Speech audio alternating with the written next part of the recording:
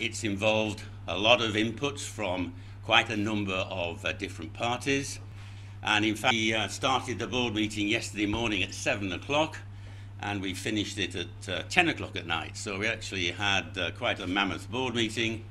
And when we concluded, we had, as you know, a majority decision, and we were pleased to announce that actually the Berman and Honda family have Hero family have actually been awarded the bid, and this is what is now being recommended to shareholders. So that is the situation, and I imagine you've got one or two questions. So I'm quite happy to take those. Can you explain to us, hi, this is Nentara from ET now. Can you explain to us that after this marathon board meeting, why is it that you have chosen the party that you have chosen over the other four suitors, even though this party may not have that much experience in healthcare, does not run hospitals, maybe barring one in Ludhiana, and they may not have been the highest offer as well on the table? Well, we looked at all the different binding bids from the point of view of certainty versus risk, and we looked at them from the point of view also of the liquidity for the company. And as you know, we took the advice of an expert advisory committee that had got two eminent gentlemen that were on it, who were able to give us some good advice. We also took the advice from two financial organisations, and also we took advice from a legal organisation as well. And when we took all those elements together and we evaluated the four binding bids that we reviewed, the one that had the majority support was the Dabur and Hero group. And you mentioned that they don't have any healthcare experience. In fact, I think they've got over 30 or 40 investments in healthcare. But not hospitals, barring one hospital in Correct. Ludhiana. Correct. It's one thing having pharma products, Correct. another running hospitals. Correct. They have one hospital, and actually it is also one that actually has a nurse training college, and it also has is a training hospital. And one of the issues actually when you run a hospital is making sure that you have a good supply of well-trained nurses and doctors. So there is a synergy there as well. But you're quite right, they don't have as many hospitals as perhaps some of the other parties that we've been dealing with. But from the point of view of certainty and risk and looking at the liquidity flowing into the company, we felt that was the best decision. Why is that? Look at Manipal, it has experience, it has all the qualities you mentioned, and it was putting double the money of the equity infusion into Fortis. So can you explain to us what won a Munjal Berman bid over the Manipal TPP? Well, I don't intend to go through each individual bid and give the benefits of each one and versus some of the other ones. In fact, it proves it doesn't. We don't really need to get into those individual details. But in terms of the four that we looked at, certainly the Manipal deal was not one of the favourites across the whole of the selections. But we looked at them, as I've said, through these different yardsticks. We also had to make sure that there was that the private equity players in SRL were taken care of, and we also had to make sure that there was the RHT acquisition, which we committed to. But all those elements we were satisfied with, and also we feel that, and I keep coming back to it, certainty and liquidity were important elements. Remember, this process started 2 years ago. There were some of the parties that came in front of us had actually looked at over 300 different modifications. And it is important for the shareholders, for the company, for the doctors, the staff, and for the patients in this hospital and every hospital at Fortis, that a decision is made for the good of everybody. And we have deferred and gone through this extended process to make it as transparent and independent as possible. And that's where we got to at the end of 15 hours last night.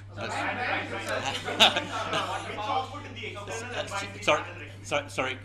One question at a time. Sorry. Which offer did the external advisory panel recommend, and how many board members were in favor of the Munjal Berman offer? Who are they? And the new members were opposed to Munjal Berman. Okay. Well, first of all, I don't intend to go through the individual advisors and what their advice to. External advisory No, the external advisory committee. I don't intend to go through each individual one, but all I can say is it was very useful what they gave to us, and they were very, very eminent people involved. So that it was an important part of the decision, but it was just a part. So what happens to the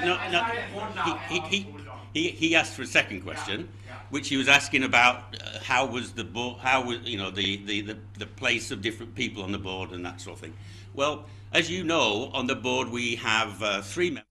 A extraordinary general meeting, and it's scheduled for the 22nd of May, and they have put up for vote 4 existing members of the board. I think I should also draw to your attention that one of those members of the board last Friday also faced the shareholder vote and was re-elected by the shareholders of the company. That, if you just check, you'll find last Friday there was one of these directors was re-elected. So we believe that the overall shareholding body will actually re-elect the existing members of the board on the 22nd of May. But the 2 shareholders are important shareholders. They have a significant shareholding in the company. They're within their legal rights to request this, and we're going ahead with it, and it will take place on the 22nd of Second November. part of my question, how confident are you that there won't be any hostile bids further on? Well, who can tell what is going to happen in the future? You know that the world is full of opportunities and threats, and you never know what is going to happen on that front. Dr. Brian, one second. So, a lot of money from the Munjal offer comes through preferential route, which will take some time before Fortis gets hands on it. And while other offers were having direct infusion, so what scores? So, what is the current cash need of Fortis on day 1? And B, will you, given the time frame of money inflowing at the through the preferential route, you think that the current cash situation you will be able to sustain through the current cash situation? Well, you see, I think part of the cash situation has been an overhang from the story around the promoters in terms of what is happening, or the ex-promoters in terms of what is happening with them, and therefore some of these bank lines have actually sort of dried up.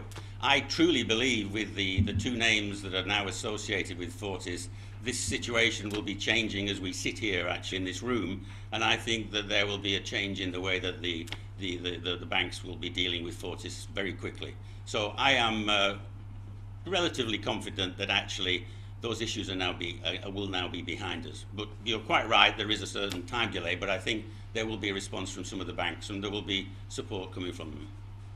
Hi Brian, this is me again, Mentara. Yeah. I have to ask you this question. There have been allegations of perhaps not the best of corporate governance standards at Fortis. We've all seen those media reports, whether it's with alleged siphoning of funds or quarterly results not being signed on by Big 5, not Big 4. But moving on from that, you've also seen a change in board that has taken place. Board members whose removal was being sought had set up the advisory committee. One member, stalwart like Renuka Ramanathan stepped down from it. Talk to your shareholders, talk to the analyst community. How can you say the best of corporate governance standards have been followed by Fortis, even when it comes to deciding the winner, when you yourself had conceded it was not unanimous and that there was a division? I'll tell you why, because I'm chairman of the audit committee, and this allegation that came, I think, on Bloomberg, it came on, I think, the 7th of February. Just to give you a flavour, I happened to be in India on that day, because I do live in Europe, and the 8th, I called a meeting of the management and asked them to give me an assessment and investigation of that. By the 13th, which was the end of the week, they'd done an internal investigation, and they came to me and said there was no illegal activities against this Bloomberg allegation.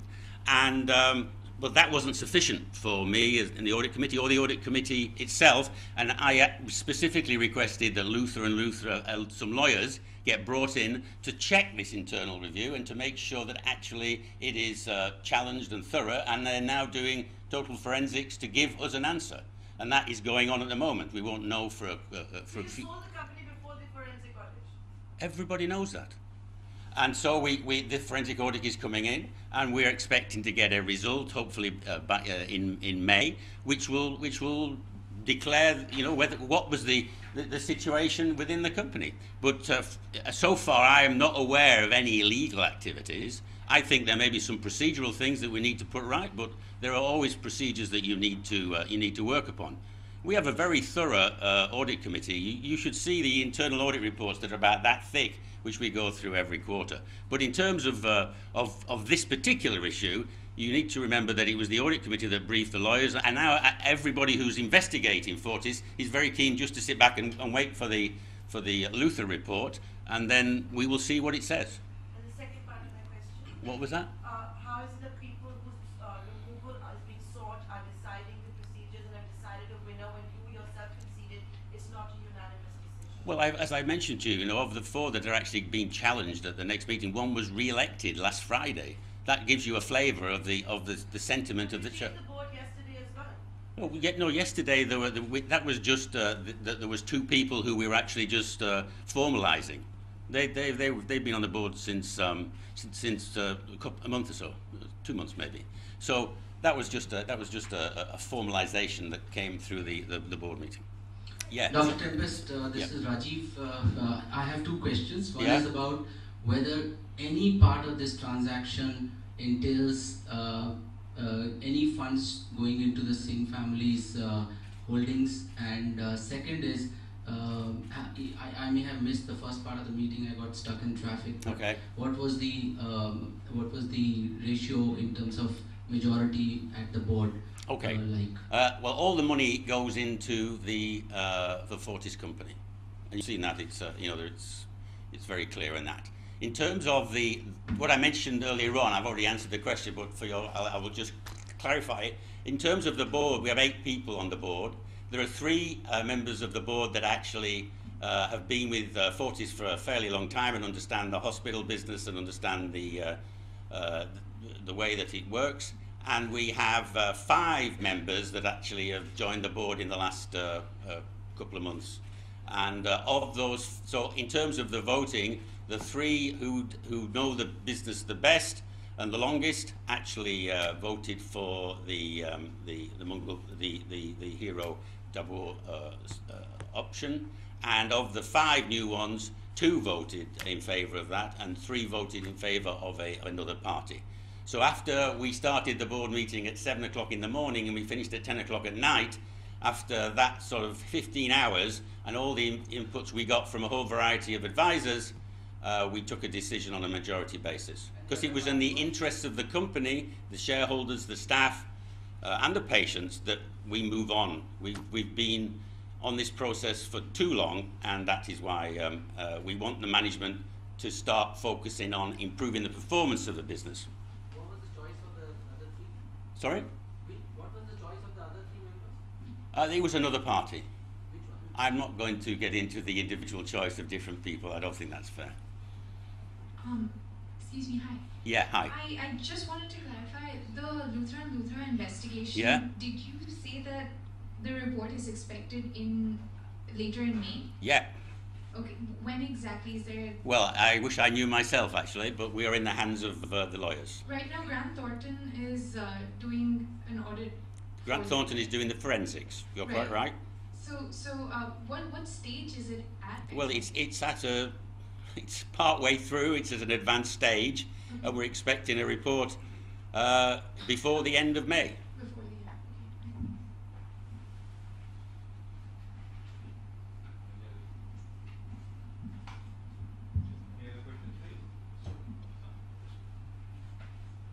Can we get a 2-minute interview, please? No, sorry for that. Thank you, everyone. Are we done? All your questions have been answered. Okay, nice to see you all.